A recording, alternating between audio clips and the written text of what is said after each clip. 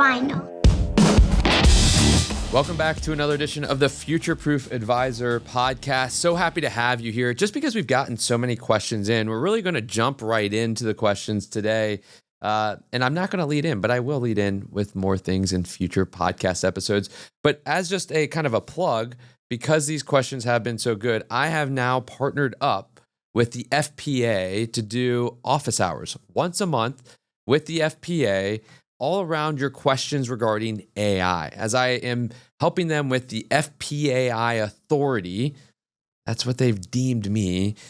We are talking about AI, and what we are trying to do in these office hours are bring the community together to talk about practical ways of using AI and answer your questions about how you're using AI, how you're struggling with AI, what AI tools to use for certain things, how to think about AI strategy in your firm. If you have any of these questions, you can submit them to this episode or this podcast, or you can come to the open office hours, what we do once a month, towards the end of the month, every month with the FPA. So go check it out and come join us there. If not, continue to join us here where we're going to be answering your questions and submit them. Go to mattreiner.com, submit your questions, and we will answer them at a future podcast date.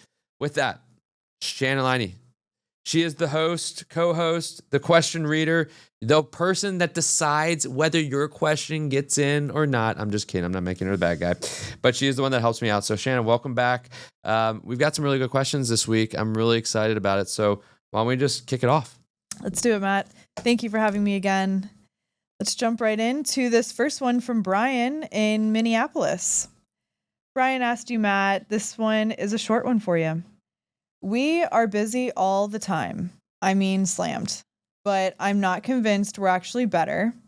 How do you know the difference between momentum and motion?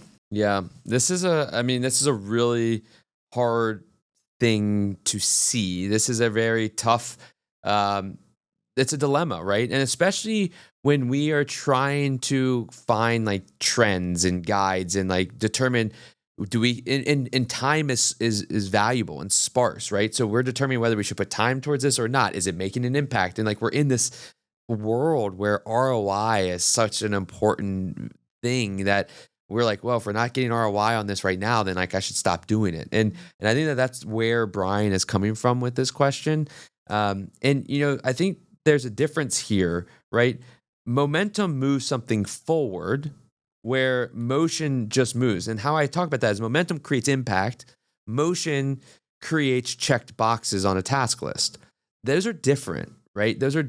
Momentum, you don't necessarily see the value right away. Momentum is created through consistent action where you may not be seeing the value in the interim, and you get into this kind of this like glut, this uncertainty glut, where it's you know that if you can go back to just taking actions and you'll be okay and you'll feel good, but you're not certain about what your current actions are going to mean going forward. It's very unclear. It's very opaque. And momentum, you have to like continue through that, and you have to keep working through that. And so when you start to see that everything you're doing is just giving you this quick dopamine hit, you're taking too much motion, right? You're just taking actions. Taking an action gives you a dopamine hit. Momentum does not give you a dopamine hit. It gives you a value hit, right? Reaction is motion. Proaction is momentum. And so if everything that you're doing is reactive to something that is coming up in your processes or in your day-to-day, then you're being too motion oriented. If you are finding intentionality and time in your week that is focused on bigger ideas, where you're doing work that may not be immediately impacting someone or something, then you're starting to work towards momentum, and you've got to continue to do that, because momentum is like a snowball rolling down a hill. If you just build a snowball and keep it up at the hill and you spend like 2 weeks just building the snowball, you haven't created momentum. You have to continue to push it down the hill, which means you have to be consistent with it. And if you're just continuously reacting to what's in the here and now, then you're never going to be able to create momentum. That's awesome. I hope that's helpful, Brian. That was a good one. This next one comes from Carl in Richmond, Virginia. Carl asked you, Matt, I heard you speak at an FPA event, and what stuck out with me was the innovation is not really about the tools. It's about trust. Our firm serves grandparents, parents, and adult children in the same families.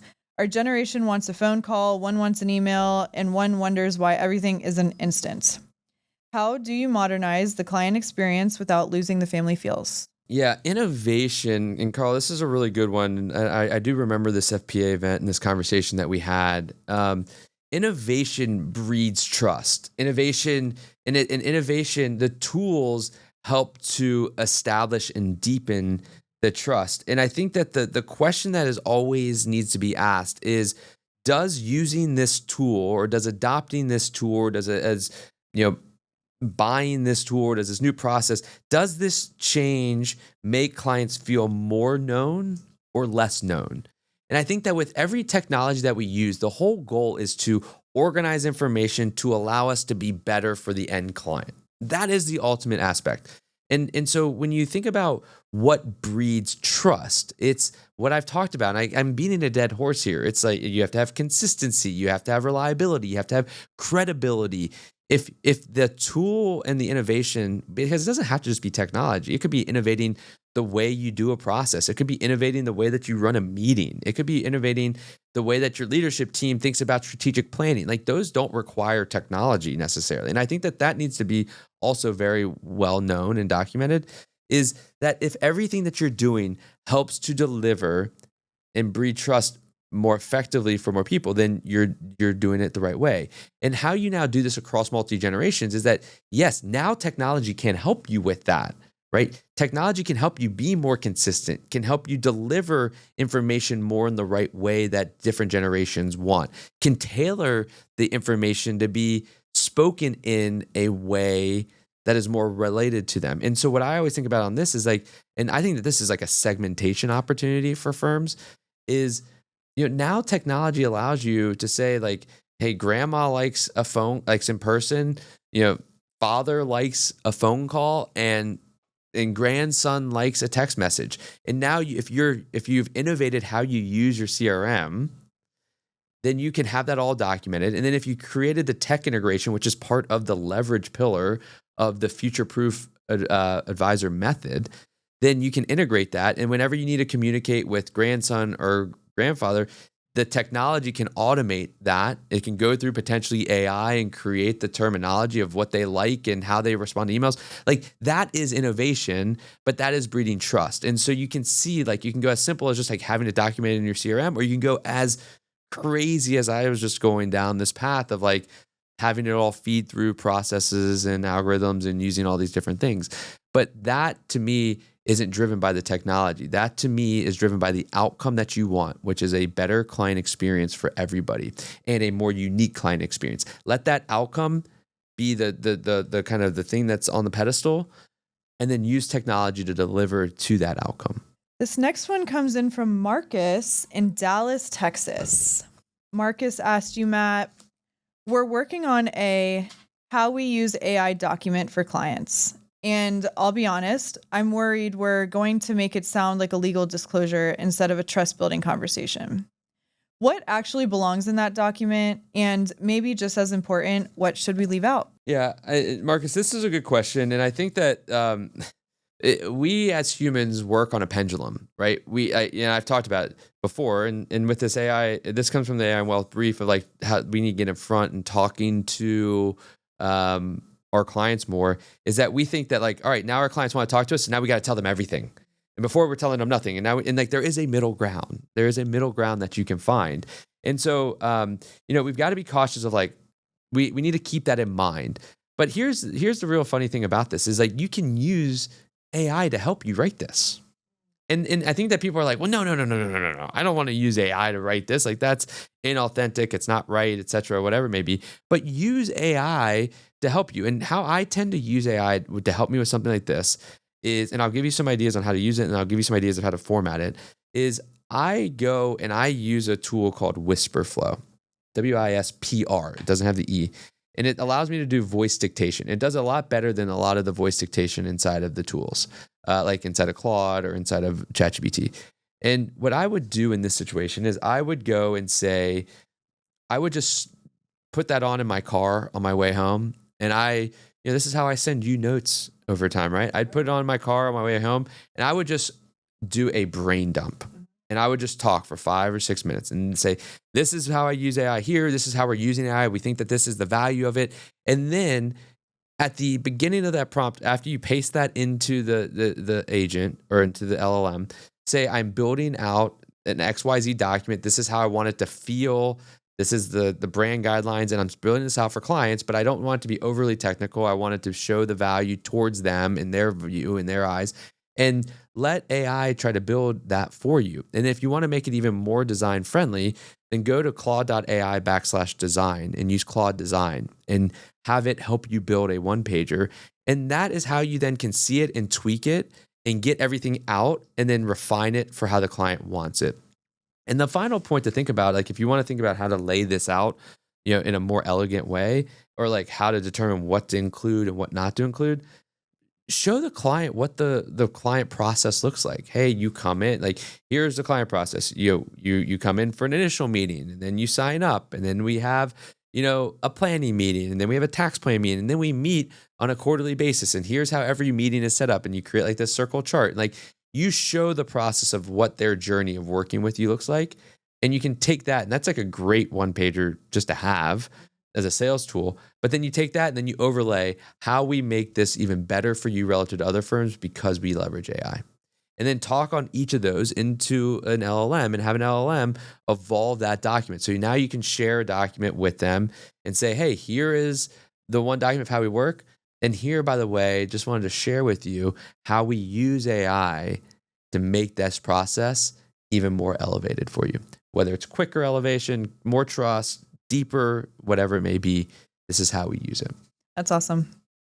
Hope that's helpful to you, Marcus. All right, so this last one is coming in from Emily in Charleston, South Carolina. Emily is asking you, Matt, I am pretty new to your content, and I found you on LinkedIn, and then I went down a rabbit hole.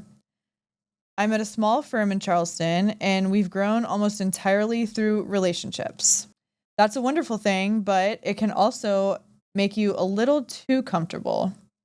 How do you know when we've always done it this way has quietly become the problem? Yeah, Emily, this is really good. Charleston's a fun city. This is a really good question. And I to be honest, my answer is just my opinion. Well, that's all my answers. But like, there is no clear answer to this because this is one of the hardest challenges that we have. And I actually just recently wrote a newsletter a couple months ago on this topic of the value of change. What is the upside of making a change, right? And where Emily's coming from on this and why people tend to say that like we don't need, or we've always done it this way, why that tends to be such a prevalent comment inside of firms is because firms have been super successful. Like Emily's firm, I'm assuming, has been really, really successful. They built a great firm. They're making a great impact on families. They've done very well. The people that work there love it, and the clients love them. And so when you're in that position, you look back over whether it's been 5 years or 20 years or 30 years, for instance, like with our firm, you're like, gosh, we've done some like really great work, and we've always done it this way, and it's always worked, and we've been super successful, and we're still growing. Like, why would we upset the apple cart? Like, if it, like the saying is, like, if it ain't broke, why fix it? Right. And so, and you know what? That argument has a ton of validity. And if you take that argument and you go against someone else and be like, well, we got to do it this new way because I think that it's going to do this and it could do that. Like, this is the issue with pessimist versus optimist. The pessimist is like, well, it's always worked, so we're just going to stay that way.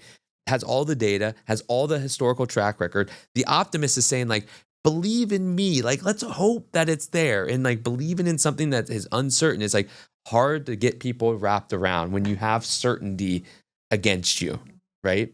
Past certainty. There is no future certainty, but everybody sees the past and says it can continue in the future.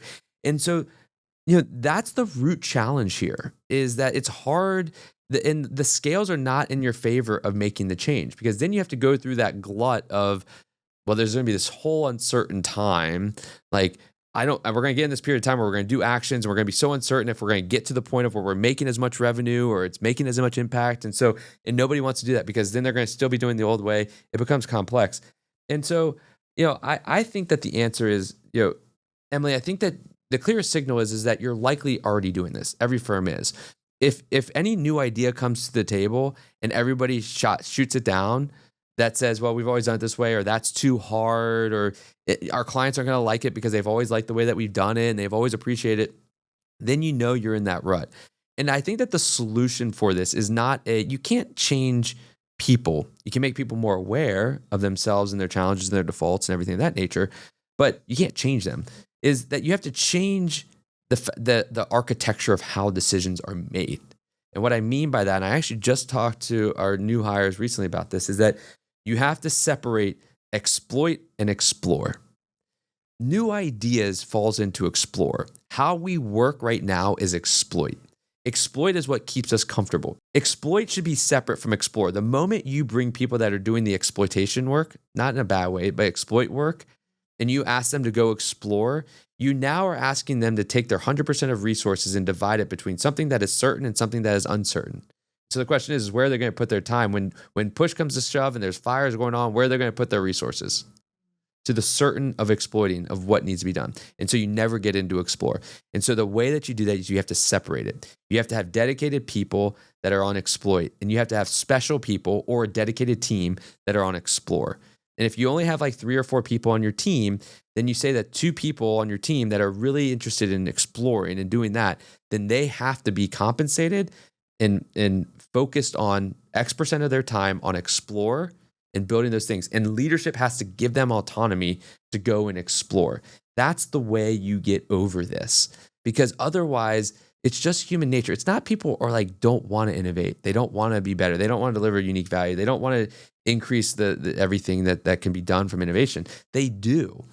Human nature is what holds us back. And so you now have to say and accept that, and then build the architecture and the foundation around that to help ensure that we play games with our minds to give us that opportunity. And it's not easy. It's not easy. That's why I'm saying that this is a challenge that we have struggled with. I mean, heck, we just created our own Explore arm 3 years ago, and we've been around for 30 years, and we have 115 individuals, team members that are helping us as a firm.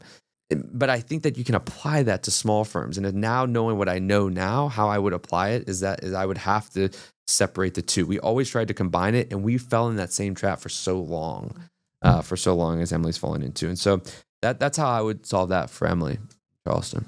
Hopefully that's helpful for you and your team, Emily. Well, Shannon, that was a quicker episode, but this is like one that someone could do on like a 20-minute Peloton ride, right? Like they could, just go and turn on Matt Wilpers, but listen to me. Don't listen to Matt Wilpers on Peloton, right? Or maybe on a treadmill walk or an outdoor walk. Go get some fresh air this time of year and enjoy that. But just a kind of a bite-sized chunk of some of these questions. Again, these questions, I have to say, I've been doing podcasting for many years now. There has been no more fun podcast to produce than the podcast that we have done the past few weeks with these question and answers that are produced by our listeners. It is by far the most fun I've had podcasting, because I feel that the value that is being delivered is exactly what the people out there want to hear. And I can't encourage you all enough. Like, there is no question that will go unseen. All questions will be seen. We will work them all into a podcast. So I want you to please go to mattreiner.com, submit the questions. We have a ton coming in. We want to continue to add more. I want to answer your question. And no, the question you have, many others have as well. So go to mattreiner.com, submit the questions for us to answer on the podcast. Can't thank you enough for helping me produce this podcast. And with that, stay well, be well, and keep on exploring.